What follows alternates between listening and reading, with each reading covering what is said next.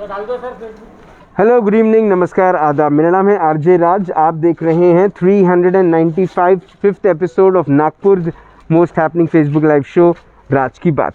Chhatarpur farms presents Raaz ki Baat in association with Kamat and Durakkar wealth manager. A big thank you to KIMS hospital, Siddhivinayak infrastructure, Gemini outdoors, ट्राइकॉस, the chocolate brand, Joshi security systems, Yuva foundation and a big thank you to servicing वाला।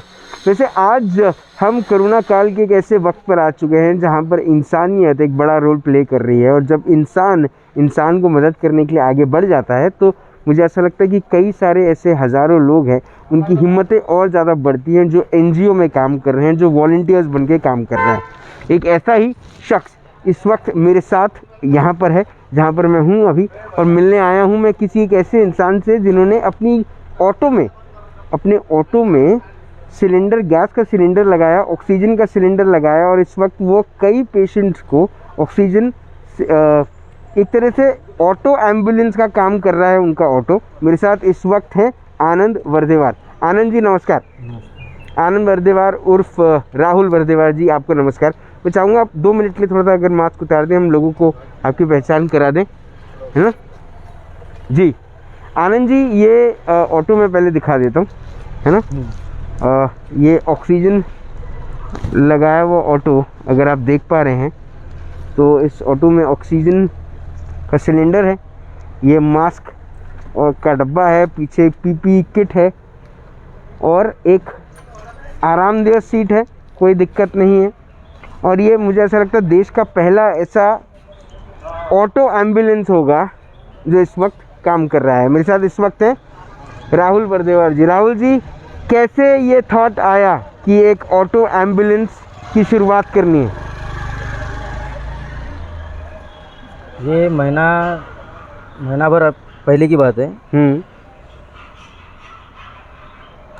मैं auto चलाता हूँ, तो मेरा auto party में खड़ा था। पेशेंट के रिलेटिव आए और मुझे बोले पेशेंट ले जाना है। मैं पेशेंट बोले तो मैं तुरंत चले गया जी। ये नहीं पूछा कि किस चीज़ का पेशेंट है। अब उस समय में महामारी बहुत चालू थी। मैंने वो पेशेंट को कोरोना हो चुका था, ऐसे में उनको अनगिनत दवाखाने घुमाए, बेड की किल्लत और ऊपर से ऑक्सीजन सिलेंडर की किल्लत, और एम्बुलेंस वाले जो है वो मनमाने पैसा लेना, उस कारण से वो पेशेंट को मुझे हैंडल करना पड़ा जी। ऐसे में मैं उनको जितने भी दवाखाने घुमाया, कोई दवाखाने में बेड नहीं, बेड अवेलेबल नहीं। इसमें कैसा करना चाहिए? तो मैं आखिरी में मेडिकल पहुंचा जी। मेडिकल से फिर 15-20 मिनट रुका। मेडिकल में भी वही परिस्थिति, पेशेंट इधर से उधर, उधर से इधर। उसके बाद 15-20 मिनट के बाद मैं मेवा पहुंचा। मेवा में भी वही 15-20 मिनट वहाँ रुका। डॉक्टर को बोला कैसा, इनको देखो। डॉक्टर एक्सपायर होने के बाद डॉक्टर आए, डॉक्टर ने फिर बोला कि इनकी डेट हो चुकी है। अरे उस समय बहुत अजीब लग रहा था कि अब इनकी डेट हो गई। इनको तो मैं लाते समय कुछ नहीं था, और अब इनकी डेट हो गई। अब उस समय का मंजर जो मेरे लिए था बहुत ही मुश्किल था। अब करना तो कैसा करना। उसी समय फिर गाड़ी घुमा के फिर वापस पेशेंट को अपने घर छोड़ने में जी। फिर 2 दिन ऐसे ही निकल गए। 2 दिन के बाद फिर वही घटना वैसी दोबारा और घटी। फिर पेशेंट मिले मुझे वैसी, फिर मैं अनगिनत दवाखाने घुमाए जी। वो पेशेंट मेरे घर से सिर्फ 2-3 किलोमीटर की दूरी पे ही था, और उनसे अच्छे संबंध होने के कारण से मैं बहुत देर तक रुका उनके लिए। इधर से उधर, उधर से इधर, इधर से उधर, उधर से इधर। आखिरी में मुझे मेवा ले जाना पड़ा। मेवा में भी बेड अवेलेबल नहीं। फॉर्म भरो, यहाँ चेक कराओ, वहाँ चेक कराओ, यहाँ ले जाओ, वहाँ ले जाओ। ऐसा घुमाते घुमाते मेवा में 2-3 जगह घुमाना पड़ा। उनकी भी डेट हो गई। फिर कुछ दिनों के बाद, 2-4 दिनों के बाद मेरे भी घर में वही प्रक्रिया हुई। मेरी लड़की पॉजिटिव आ गई, मेरा भाई पॉजिटिव आया, मेरी मम्मी पॉजिटिव आई। फिर 15 दिन मुझे ये चीज़ के लिए ऐसा ही लगा कि जो 15 दिन मुझे मिले मेरे घर के लोग पॉजिटिव आए थे, जो 15 दिन में मेरे घर के लोग 15 से 20 दिन में कवर हुए, उस 15 से 20 दिन में मुझे ऐसा लगा, ऐसा अनुभव आया कि नहीं आज मेरे भी घर में कुछ हो सकता था जी। जो हमने वक्त रहते ही कुछ कवर कर लिए। उसके बाद में वो 15 दिन में मैंने इतना विचार किया कि नहीं अब मुझे कुछ भी हो जाए ऑटो एम्बुलेंस बनाना है। ऑटो एम्बुलेंस बनाने का विचार ऐसा आया कि अगर मैंने ऑटो में सिलेंडर ऑक्सीजन किट लगाने के बाद अगर कुछ दिन पहले मेरे पास में ऐसा ऑटो रहता था जिससे मेरे को परमिशन मिलती थी सिलेंडर ऑटो चलाने की, उनकी जान बच सकती थी।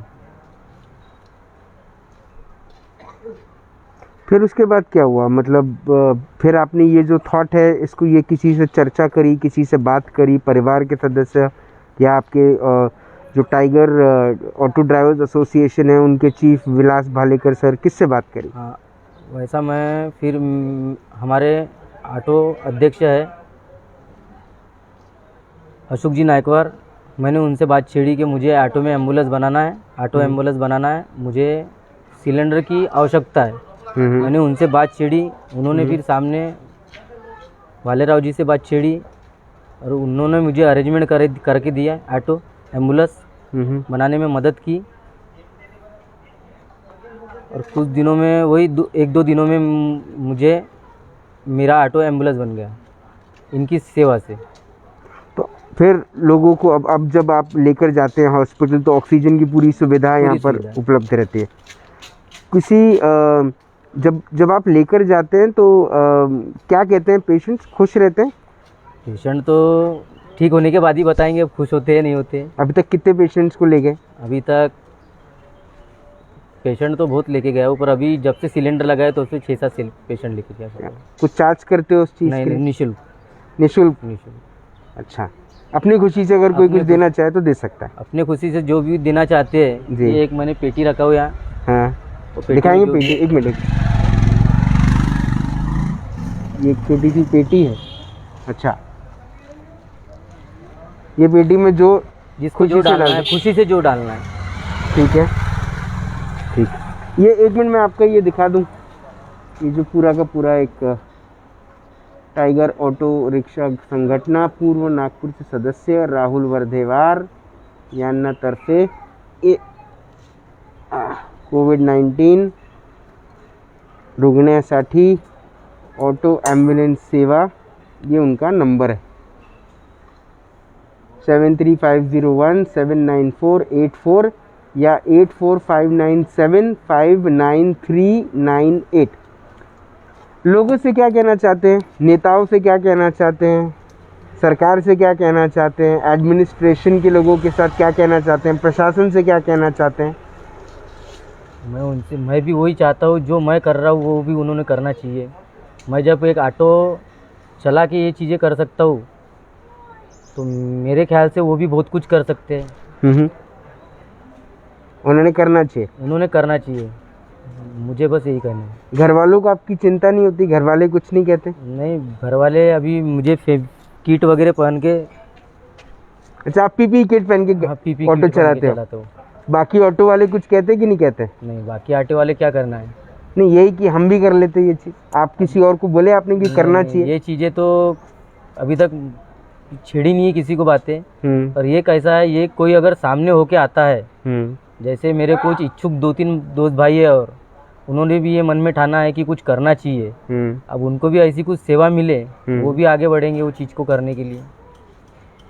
ठीक, हम अभी बात करने वाले हैं नागपुर शहर के टाइगर ऑटो रिक्शा संगठन के जो चीफ हैं विलास भालेकर सर, उनसे हम बात करेंगे, उनसे जानने की कोशिश करेंगे कि ऑटो वालों की व्यवस्था कैसी है इस वक्त, उनका जीवन कैसा चल रहा है। और तकरीबन मुझे ऐसा लगता है कि 2 लाख लोग 2 लाख लोग हैं, तकरीबन 1 लाख परिवार ऐसे हैं जो सीधा डायरेक्टली हिट हुए हैं इस पूरे लॉकडाउन से, जो ऑटो चालक है। मेरे साथ इस वक्त है टाइगर ऑटो चालक एसोसिएशन के चीफ विलास भालेकर सर। विलास सर नमस्कार। सर प्रेम नमस्कार। ये पूरी की पूरी जो कोशिश है, ये पूरा जो इनिशिएटिव है, इसको कैसे देखते हैं आप? आज इस कोविड-19 की महामारी में एक तो हमारा ऑटो रिक्शा चालक बहुत बेहाल अवस्था में ज़िंदगी अपनी जी रहा है जी।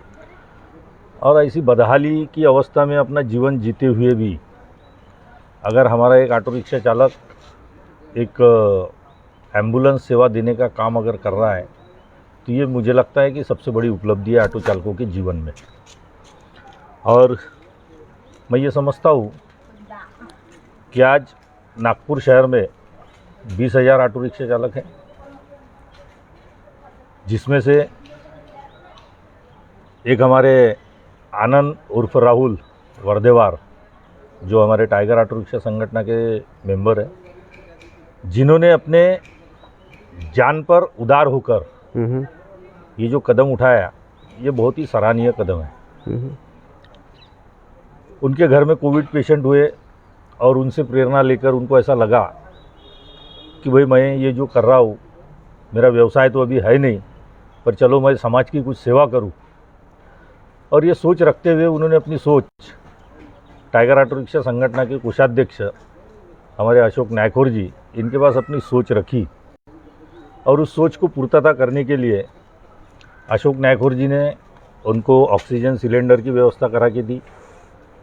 उनको रही आरटीओ से, ट्रैफिक से, पुलिस वालों से जो परमिशन लगती थी, उसके संदर्भ में उन्होंने मुझसे बात की, मुझे बताया। मुझे जब उन्होंने बताया तो बड़ा मुझे गर्व महसूस हुआ और मैंने तुरंत ही नागपुर के आरटीओ सम्माननीय विनोद जाधव साहब, इनसे बात की और इनको बताया कि हमारा संगठन का एक ऐसा उपक्रम है जिसमें हमको आपकी मदद की आवश्यकता है। जाधव साहब ने बोला, भालेकर जी ये बहुत अच्छा उपक्रम है और इस उपक्रम के लिए मैं सदैव आपके साथ हूँ। आप उस ऑटो रिक्शा को तैयार कराइए और आप जब बोलेंगे उस दिन मैं उसको यहाँ चलवाने के लिए परमिशन दे दूँगा। हमने 2 दिन में ही वो ऑटो रिक्शा अशोक नायकोर जी ने और आनंद जी ने मिलकर जी वो तैयार किया और तैयार करने के बाद 1-2 दिन बाद हम लोग आरटीओ में ऑटो रिक्शा लेकर गए, जिसमें विनोद जाधव जी आए और उन्होंने उनकी बड़ी काफ़ी सराहना की और उन्होंने उनसे पूछा जी कि भाई आप ये ऑक्सीजन सिलेंडर तो लगा लिए, फिर ये सिलेंडर अगर भरना रहेगा तो इसके लिए पैसे कौन देगा? तो आनंद जी ने जवाब दिया कि ये सिलेंडर भर के देने की जिम्मेदारी हमारे संगठन की है। अच्छा। इनको जब भी सिलेंडर भरवा के लेना है उसकी जवाबदारी संगठन ने उठा ली है। यूनियन उसका सिलेंडर भर के देगा। और उनसे पूछा कि भाई आप ये जो सेवा देना चाहते हैं तो इस सेवा के बदले में आप कुछ अपेक्षा रखते होंगे, आप सेवा देंगे तो पैसे भी तो लेंगे जी। इन्होंने तुरंत वहाँ कहा कि सर मैं ये सेवा देना चाहता हूँ, मैं आज जो परिस्थितियाँ चल रही है इन परिस्थितियों में सेवा देना चाहता हूँ, जिस सेवा का मैं कोई मुबदला नहीं चाहता, मैं ये निःशुल्क सेवा देना चाहता हूँ। विनोद जाधव साहब बड़े प्रभावित हुए और उन्होंने कहा कि नहीं, ऐसा काम करने वाले लोगों को हमेशा प्रोत्साहन देना चाहिए जी। और उन्होंने इनको ये ऑटो रिक्शा चलाने की परमिशन दी। मैं ये मानता हूँ कि आज नागपुर शहर में कोई गरीब अगर पेशेंट है और उसको अगर ऑक्सीजन की कमी हो रही है, उसको हॉस्पिटल अगर एडमिट करना है, तो आज किसी अगर एम्बुलेंस को हम बुलाने जाते हैं, 2 किलोमीटर की रेंज पे अगर हॉस्पिटल है तो उसका कम से कम 5,000 रुपये वो एम्बुलेंस भाड़ा मांगते हैं जी।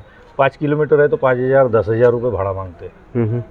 और ऐसे समय में हमारा ऑटो रिक्शा चालक अगर ये निःशुल्क सेवा देता है तो मैं ये मानता हूँ कि ये इससे बड़ा मानव सेवा, इससे बड़ी कोई हो नहीं सकती जी। ऐसी आपदा के समय अपना पेट काट कर खुद भूखा रहकर दूसरों को खाना खिलाना, इससे बड़ा पुण्य का काम और कुछ हो नहीं सकता, ऐसा मैं समझता हूँ। इस वक्त ऑटो चालकों की जो पूरी की पूरी परिस्थिति है, अब स्कूल के बच्चे भी नहीं हैं उनके पास, ओला और उबेर ने वैसे ही उनकी उनके जितने भी ग्राहक थे वो खा लिए हैं, और जो पूरी की पूरी अभी उनकी व्यथा है उसके ऊपर में क्या सोचते हैं आप? इसके ऊपर सोचना क्या है, परिस्थितियाँ जो है वो सर्वविदित है। आज पूरा 1 साल से ऊपर हो रहा है, ऑटो रिक्शा चालकों का व्यवसाय नदारद हो चुका है और ऐसे समय में उनका बैंक का हफ्ता, फाइनेंस से गाड़ियाँ अगर फाइनेंस की है तो फाइनेंस है, उनका इंस्टॉलमेंट उनसे नहीं भरना हो पा रहा है। बच्चों का एजुकेशन, अगर खुद का घर नहीं है और भाड़े के घर में रहता है तो उसको घर का भाड़ा भी देना है। घर मालिक तो भाड़ा छोड़ेगा नहीं उसको। बराबर। ऐसी परिस्थितियों में बड़ी जद्दोजहद करते हुए हमारा ऑटो रिक्शा चालक जिंदा है, यही एक बड़ी बात है हमारे लिए। और हम चाहते हैं कि ऑटो रिक्शा चालक जिंदा रहे केवल। और मेरी एक सरकार से एक रिक्वेस्ट है कि सरकार ने सभी गरीबों को, मध्यम वर्गीयों को ऐसे समय में सहायता प्रदान करने की बड़ी आवश्यकता है। क्योंकि आज हमारा ऑटो रिक्शा चालक अगर अपना व्यवसाय बंद करके बैठा है तो केवल सरकार के आदेश से जी। और अभी लॉकडाउन 2 में सरकार ने ऑटो चलाने की परमिशन तो दे दी है, पर जब रास्ते पर लोग ही नदारद रहेंगे तो ऑटो में पैसेंजर आएगा कहाँ से जी। ऐसे समय में सरकार की बड़ी जिम्मेदारी बनती है। तो वैसे भी सरकार का एक मेमोरेंडम होता है, वही जिस देश की सरकार हो, जिस राज्य की सरकार हो, उस देश के, उस राज्य के जनता को अन्न, वस्त्र और निवारा, ये 3 चीज़ मुहैया करा के देना हर एक सरकार की जिम्मेदारी बनती है। और इसी जिम्मेदारी के तहत सरकार ने हमारे ऑटो रिक्शा चालकों के परिवारों के भरण पोषण की जवाबदारी आज लेनी चाहिए, ये मेरी सरकार से अपील है। बिलास जी, आपने अपना वक्त दिया, आपने हमसे बात करी। जो बात शायद सभी ऑटो चालकों के मन में है, शायद आपने वही बात आज कही। जो उम्मीद है ये वीडियो सरकार तक पहुंचे और सरकार इस वीडियो पे और आपकी बात पे अमल करे और ऑटो चालकों को और मध्यम वर्गीय लोगों को और गरीबों के लिए कुछ न कुछ राहत, कुछ न कुछ साथ अगर दे सकते हैं तो दें। आपने अपना वक्त दिया, आपने हमसे बात करी, उसके लिए बहुत बहुत धन्यवाद। राहुल जी, आप अच्छा ऐसे ही काम करते रहें, आपको बहुत बहुत शुभकामनाएं। बहुत बहुत धन्यवाद। जब भी कोरोना वायरस की किताब लिखी जाएगी, उससे लड़ाई की किताब लिखी जाएगी, सुनहरे अक्षरों में नाम लिखा जाएगा उनके पन्नों में और वो नाम होगा राहुल वर्धेवार। बहुत बहुत धन्यवाद। बहरहाल आज राज की बात में हमने एक ऐसे कोरोना वॉरियर से बात करी जिन्होंने ऑटो के अंदर ऑक्सीजन सिलेंडर लगाकर शायद हमको ये समझा दिया कि जहाँ चाह है वहाँ राह है। अब बात राज की बात है। बदलाव की ज़रूरत है, बदलाव चाहिए। बदलाव सोच में आ चुका है, लेकिन क्या सिर्फ गरीबों ने ठेका लिया है इस देश में अपनी सोच बदलने का, बदलाव लाने का? क्या युवा इसमें जुड़ेंगे नहीं? क्या नौकरी पेशा लोग खुश हैं इस लॉकडाउन से? क्या व्यापारी खुश हैं इस लॉकडाउन से? नहीं। खुश नहीं होने का कारण ये ज़रूर है कि जान है तो जहान है, ये तो समझ में आता है, लेकिन साहब जब घर में खाने को नहीं रहेगा तब क्या करेंगे? और दुख इस बात का है कि सरकार बिल्कुल नहीं आई सामने मदद करने के लिए। न सरकार ने बेड्स दिए, न सरकार ने रिसीवर का पूरा प्रयोजन किया बराबर, न ऑक्सीजन प्रयोजन किया, न बराबर ऑक्सीजन कॉन्सेंट्रेटर्स मिले, न नागपुर शहर को पूरी की पूरी व्यवस्था मिली, जिसके लिए शायद कई सारे लोगों की मृत्यु हो गई। 6,500-7 हज़ार लोग अब तक कोरोना वायरस की वजह से मर चुके हैं। उम्मीद है कि ये वीडियो सरकार तक पहुंचे, सरकार नागपुर शहर के बारे में सोचे। वो केंद्र की सरकार हो, वो राज्य की सरकार हो, वो सोचे, नहीं तो बदलाव आएगा साहब। और जब बदलाव आएगा तो आपको आपकी कुर्सी से धक्का ज़रूर देगा। और उस समय सिर्फ आप एक ही चीज़ सोचेंगे कि काश कुर्सी पे बैठकर मैं वो कर देता जो आज एक ऑटो वाले ने कर दिया। अपनी एक ऑटो के अंदर में उसने ऑक्सीजन सिलेंडर लगाकर लोगों को राहत दे दी, लोगों को साथ दे दिया, जो काम आपका था। बदलाव आएगा। कल शाम को 5 बजे होगी मुलाकात इन राज की बात। तब तक आप अपना ध्यान रखें, सुरक्षित रहें, स्वच्छ रहें, स्वस्थ रहें, मस्त रहें, खुश रहें। And above all